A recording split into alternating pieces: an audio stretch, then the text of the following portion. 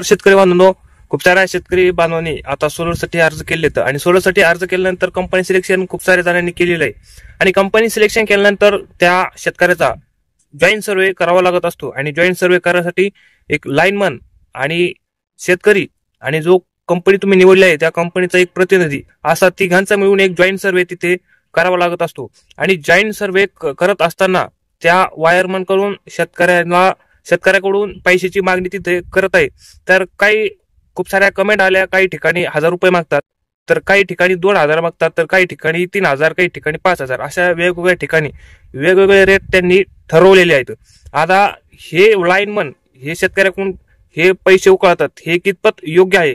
तर ही खूप मोठी लाजिरवाणी गोष्ट आहे की जे गव्हर्नमेंट जॉबवाले आहेत, वायरमन आहेत, त्यांना सुद्धा शेतकऱ्याकडून सुद्धा त्यांच्याकडून अपेक्षा आहे.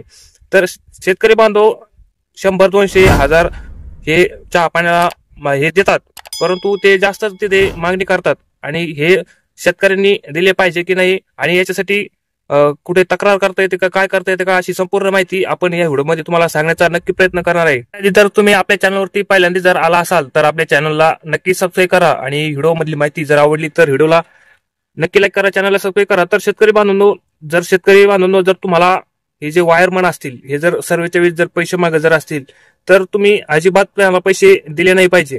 परंतु शेतकरी बांधव काय करतात, तर शेतकरी बांधवाला वाटतं जाऊ द्या, आपल्याला सोलरची गरज आहे, 1000-2000 गेल्याने काय होतं, त्याच्यामुळे काही शेतकरी बांधव देतात. पण काही शेतकरी बांधव त्यांच्याशी उद्धत घालून त्यांना तसं सेल्फ सर्व्हे तिथे जॉईंट सर्व्हे तिथे करावा लावतात. परंतु शेतकरी बांधव तुम्हाला सांगू इच्छितो की आता सध्या मागेल त्याला सौरकृषी पंप आहे. म्हणजे तुम्ही जर मागणी केली तर लगेच तुम्हाला सौरकृषी पंप आहे, त्याला कुठल्याही प्रकारची अटी वगैरे नाही येत. पहिल्यांदा तरी होते, समजा तुमच्या शेतामध्ये लाईन आहे किंवा तिथे तुमचा खंबा आहे शेतामध्ये, बोरवेल शेजारी काही 200 फुटावर 300 फुटावर, त्याच्यामुळे लाईन मन तिथे पैसे घ्यायचे. परंतु आता तिथे लाईन न देता आता शेतकऱ्याला सौरकृषी पंप हे देण्याचं शासनाने तिथे हे केलेलं आहे. त्याच्यामुळे तुम्हाला कुठल्याही प्रकारचे पैसे तिथे देण्याची तुम्हाला गरज नाही. जर अशा पद्धतीने जर तुम्हाला वायरमन जर पैसे मागत असेल तर त्यांची तक्रार तुम्ही करू शकता. आपल्या जे महावितरणचं ऑफिस आहे शेजारील आपल्या गावाजवळ जे महावितरणचं ऑफिस असेल तिथे जाऊन तुम्ही लेखी तक्रार तिथे करू शकता.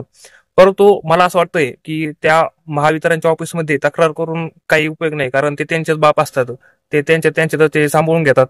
त्या तक्रार तिथे करून मला असं वाटतं काही उपयोग नाही. परंतु हे जे तुम्हाला स्क्रीनवरती जे टोल फ्री क्रमांक दिसत आहेत, 3 टोल फ्री क्रमांक आहेत महावितरणचे वरच्या कार्यालयामधले, त्या तुम्ही त्या एका कुठल्याही प्रकारच्या टोल फ्री क्रमांकावर जर तुम्ही तिथे तक्रार जर केली तर तुम्हाला निश्चितच तिथे फायदा होऊ शकतो. खूप साऱ्या ज्या शेतकरी बांधवांना पैसे अशा प्रकारे जर पैसे जर मागणी करत जर असतील तर प्रत्येक शेतकऱ्याने तिथे तक्रार जर केली तर खूप सारा तिथे काहीतरी होऊ शकतं. कारण 1-2 शेतकऱ्यांनी तक्रार करून काय उपयोग नाही, जास्त तक्रारी जर गेल्या तर तिथे काहीतरी तिथे ऍक्शन नक्कीच तिथे घेतली जाणार आहे. तर अशा पद्धतीने तुम्ही तिथे तक्रार करू शकता आणि जर तुम्हाला पैसे द्यायचे असेल तर तुमची मर्जी तुम्ही देऊ शकता, परंतु त्यांना पैसे देण्याची काही गरज नाही, कारण त्याला मागेल त्याला सौरकृषी पंपाची योजना चालू आहे. त्याच्यामुळे तुम्हाला पैसे देण्याची काही गरज नाही. तर व्हिडिओ मधली माहिती कशी वाटली व्हिडिओच्या कमेंट बॉक्समध्ये नक्की कळवा आणि सोलर संबंधित जर तुम्हाला कुठलीही प्रकारची जर समस्या जर येत असेल तर आपल्या व्हिडिओच्या कमेंट बॉक्समध्ये नक्की कळवा, त्याचं उत्तर देण्याचा नक्की प्रयत्न करू. आणि सोलर संबंधित जे सोलरला फॉल्ट येत असेल जसे की ड्राय रन करंट असेल, ओव्हर करंट असेल, आउटपुट ओपन सर्किट असेल, फेज लॉस असेल, मोबाईलवरती सोलर पंप कसं चालू बंद करायचा, असे जर फॉल्ट जर तुम्हाला जर येत असतील तर आपल्या व्हिडिओच्या कमेंट बॉक्समध्ये नक्की कळवा, त्याचं उत्तर देण्याचा नक्की प्रयत्न करू. आणि ऑलरेडी आपण याच्यावरती व्हिडिओ बनवले ते तिथे जाऊन पाहू शकता. भेटूया एका महत्त्वपूर्ण व्हिडिओमध्ये, तोपर्यंत धन्यवाद.